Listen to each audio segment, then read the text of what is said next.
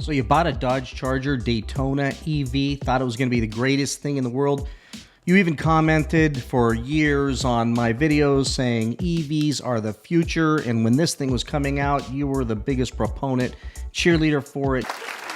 You believed that Dodge would deliver a quality, beautiful, spectacular EV Charger muscle car. So you signed up, you bought the thing or leased it, and now it's a complete disaster. Been in the shop for a month or more, and oftentimes waiting for parts that are on back order, and there's nothing you can do about it, and you just want to lemon law that car.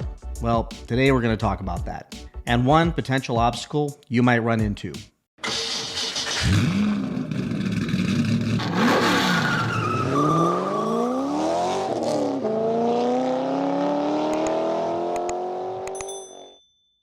All right, so a few months ago, I did a video on a lease hack, an opportunity for those of you who got screwed royally on markups this last 4 years or more when you were buying the limited Hemi cars because of the supply chain issues, or the last call cars where dealers were ripping people up, down, and sideways for markups upwards of $50,000, and some of you even paying hundreds of thousands of dollars for demons.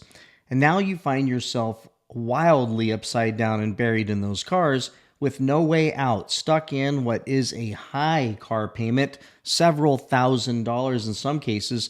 And yes, folks, there are people sitting in Scat packs that are paying $1,500, $1,600, $1,700 a month because they financed in a massive markup before the banks and credit unions wised up and said, we're not going to do that. And then we end up in this weird market where banks are seeing the highest numbers of delinquencies, repos are on the rise, and we are heading into what could be a auto loan recession, where it could be reminiscent of what happened in 2008 with the mortgage loans, but just on a whole new level when it comes to cars, which I believe will depress the car market and slow the car market, which frankly it already has, because with rates as high as they are, it makes it even harder for you to get out of, let's say, your $1,500 car payment on your $80,000 or $100,000 loan.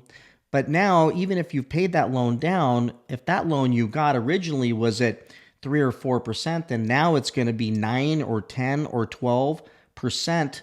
You are going to pay a much higher payment on a much lower loan balance, so you're screwed. So some of you saw my video probably. Some of you figured this one out all on your own before I even did the video, which I'm learning has been happening quite often. And when I say quite often, in my world, it's just what I see out there. So maybe it's only a few people, but what I'm seeing is more and more people are seeing these Daytonas as vehicles to bury negative equity in, which was what I did my video on. And when I did that video, I expected the Daytona EV to be a bad car, but not a horrible car. I expected it to be a buggy car with glitches, but not something that was going to take months to fix. I figured that when Dodge decided to launch this thing, when they did and how they did, that they at least knew that they were going to have a huge backlog of parts to be able to deliver on when the repairs came in. Also, I figured they would be working fervently on updates to make sure those happened. Well, only as of recently has an update been released that was supposed to solve the problems, and I've only seen one YouTuber so far with that car say that his problems are solved, and that you just don't know. It could change, literally change tomorrow. So here you are, you've got one of these things that you looked at the discounts on these cars and realized it wouldn't take long to realize that, whoa, that means that I am getting almost, I don't know, 40%, 50% off on the car if I was to purchase it, and they're willing to offer 0% interest financing if you have really good credit, or they're willing to lease these things out for $198 a month or $69 a month, and you're sitting on, let's say, 20, 30, or as we found out with our friend at Auto Auction Rebuilds, $40,000 in negative equity. How can you stop the bleeding and just figure out a way out of that debt so you don't end up in bankruptcy? Well, it wouldn't take long for people to figure out without my help that, you know what, it's a good place to just bury a lot of negative equity in, go on a 2 or 3 year lease and get out of it. Well, like I said, in my video, I thought the car was going to be a problem. I didn't think the car would be a big, huge nightmare like it is now and lead to people now having $40,000 in negative equity and not being able to get out of the car. And here's the punchline, folks, not being able to lemon law the car. Now, I'm not a lawyer, and I'm going to say that right up front. I am literally sharing you information that I found online that any of you can find. But what's taking place with these cars is almost a full-blown epidemic when it comes to the car universe. Let me show you what's going on here. It's shocking. Let's just go over here to the Daytona Owners Forum. You want to see what's going on? Now, this is like Uncle Tony's Garage said, this is indicative of like the best IQ test in the world. Like you can literally go down the feeds and see nightmare after nightmare after nightmare after nightmare. Then a guy go, I can't wait to buy mine. I'm picking it up on Monday. It's like you see everybody living in hell and you're like, I want to live in hell too. And then you run out and buy it. And then you just wait a few weeks and then you see these folks. Like you can go back and see these folks that bought theirs that were like, these are the greatest thing ever, and making fun of the haters and talking about me and TK and Butter and others. Yet here we are with just one example. I clicked on this one. At how many miles are you all seeing your issues at? Well, this guy says 600. Mine took a crap. 4 weeks later, no ETA. That means he's likely sitting on it, sitting in the garage, or I'm sorry, in the shop. Mine bricked at 342 miles. Literally the day after the software update was released by Dodge, car was towed, update done, driven about 1,000 miles since then, and only issue has been error messages that go away and don't seem to mean anything. Those have stopped now too. So he's praying that the bugs are gone. Oh, I thought this one was hilarious. How to make your electric Hellcat. This is what they're calling it because it's faster, they say, than a Hellcat. Simple to use, Faraday pouch, eBay, Amazon, etc. God, this is the IQ test. Dude, no one is stealing this thing. No one is stealing it. Don't worry. And if they do, just, you know where you'll find the car? You'll find it at the Dodge dealership because they'll have to drop it off to get it fixed.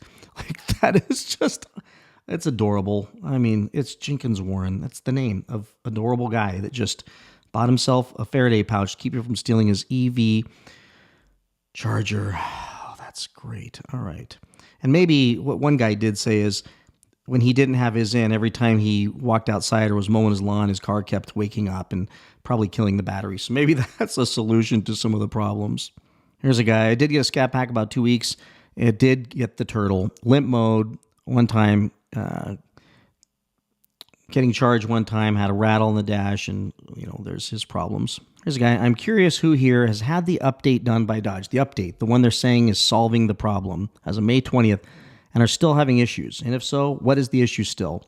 I see videos on YouTube of people who claim to have had the update still are bricking. I'm seriously thinking of buying one, but I'm trying to wait out the problems. All right, here we go. This is the IQ test that we're talking about. So this guy sees the issues, and he's still wanting to go in to walk into the buzzsaw.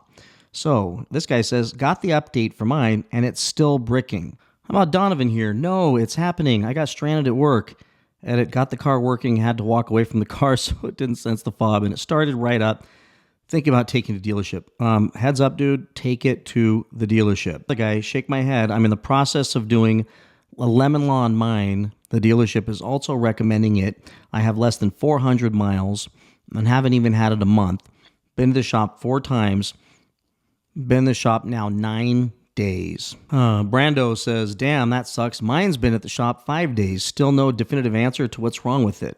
And here's, I think, Hellcat Honey's car that this gentleman worked on and it hopefully fixed. We're going to see. I'm going to watch her videos. She's being very transparent about hers. And you can go on and on. But then you look at the cheap leases that are getting people into these things. And I'm telling you, what we're finding out is that these leases are making it easy for people to get out of their other cars. How about this one on the Daytona Owners Forum? Car is a paperweight in my driveway. So folks are reading these things and still going and buying them. And all I could think is, one, the car does look nice. And when the car is running, it drives really, really nice. So it's a nice car. It's a really great car. Let's just call it that. If it worked, let's just say that maybe that's kind of important, that the car has to work. But so many people, and if you just go here, you can read tons and tons, high voltage issues, problems after problems after problems. And it's not just a few cars. It's so many cars, it's not even funny. Then we go look at the YouTubers. Sock Monkey Garage had his car end up being a huge problem going in the shop, and now he's saying that his is fixed and going to be great again. Well, let's hold our breath and cross our fingers that he doesn't have return issues, but he went through a lot of stuff. Then you've got this dude, EAW Drive, who was, I'm just going to say it, he was very, very pro this car at the beginning when he first got it, and proud of his cheap deal, which he did get a great deal, so I'll hand it to him on that one.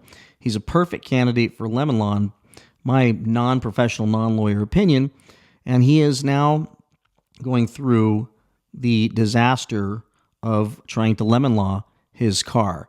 And I got to imagine he's going to be successful, but he's been put through just an almost unlimited amount of brain damage on his car. Here it is. Lemon law is happening right here. So he's headed down that road. Then you've got Hellcat Honey, who's had her nightmares with her car.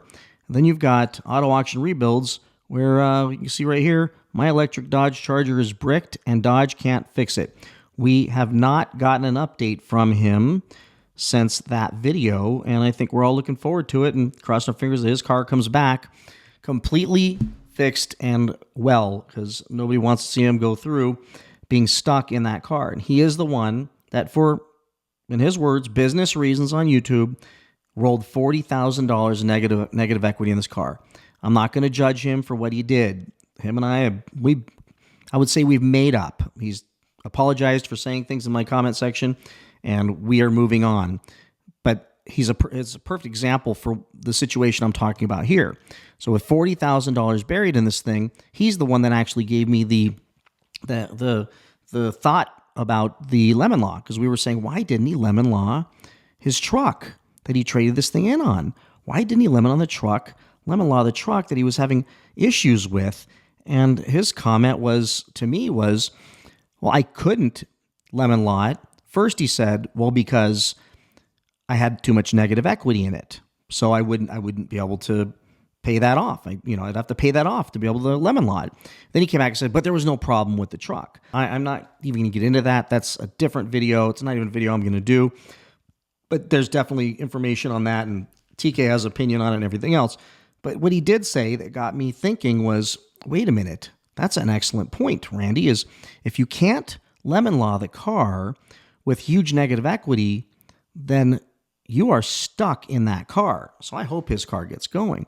Now, I did do a little bit of research, and I even reached out to a lemon law attorney to find out, how does that work? And his response to me was, well, it's probably still worth it, because, if 70% of the value of the car is you get back, then it just at least you don't have a car that's broken down, and it may still work for some people. So I started just digging a little bit. Plus, I was wondering, is Dodge offering buybacks to these people yet? And TK had mentioned one day recently, or I think Butter and TK mentioned it, but that Dodge is not doing buybacks, and they've made a decision. At least the rumor is they've made a decision. They're not going to do buybacks right now.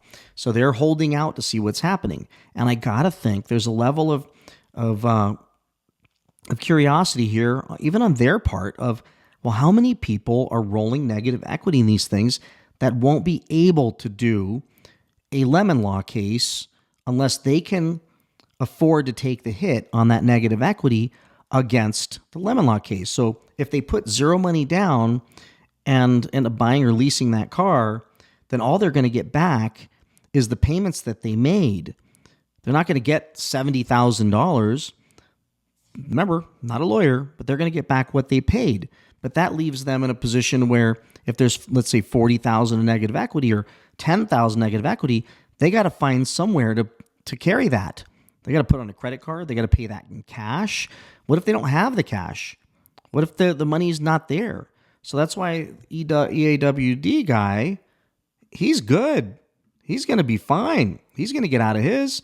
He didn't roll anything negative. He took advantage of the lease deal, which is frankly exactly what I would do. He got the cheap deal. It's $25,000 off the thing, $248 a month or something. I mean, he stole his.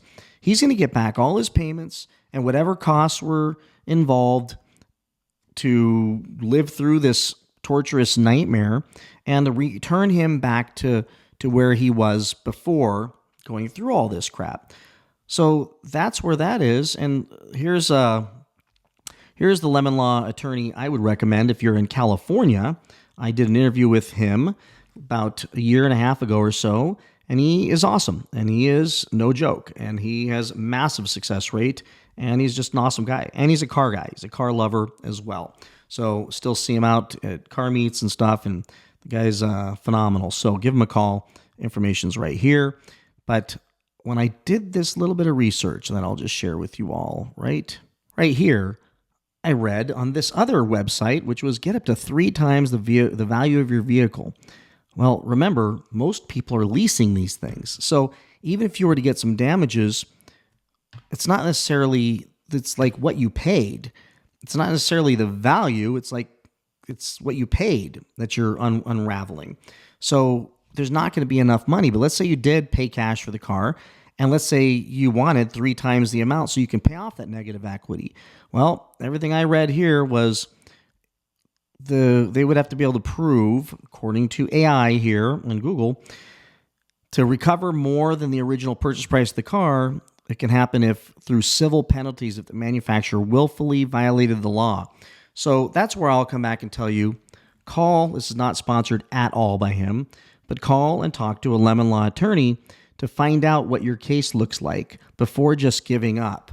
But the concern I had when I was putting this video together, frankly, in my mind, was that the reason why we're probably not seeing as many lemon law cases come out so far and people are just pushing through this in misery is, could there be a lot of people that are rolling negative equity? Dodge created a car with a high MSRP, therefore high discounts, massively high discounts, and incredibly high lease credits or incentives to make sure that these cars were so cheap that banks would lend lots of money on them, allowing massive amounts of negative equity to be stacked upon the purchase price or the lease price of that car. And for that reason, people end up in a position where lemon lawing is going to be a challenge to figure out how they're going to give that car back and absorb $10, $20, $30, or $40,000. Now, again, not a lawyer, but I'd love your opinions on this. If I'm missing something, please let me know. But I wonder if that is let's call it a trap that Dodge has inadvertently, I don't believe they sat around and planned it, but inadvertently set, that's allowing them to maneuver through with less return lemon law cases because people they're not going to be able to eat that negative. That negative's now landed on, let's just say it's landed on jail in the Monopoly game to where now they're stuck. And even if that car is unfixable, they're going to have to, or takes forever to fix, they're just going to have to muscle through it or figure out how in the hell they're going to be able to cough up enough to unravel the negative equity, to unravel that lease or unravel that purchase. So with that, everybody, please like, subscribe, comment, share your thoughts below, and I will see you all in the next one. Bye-bye.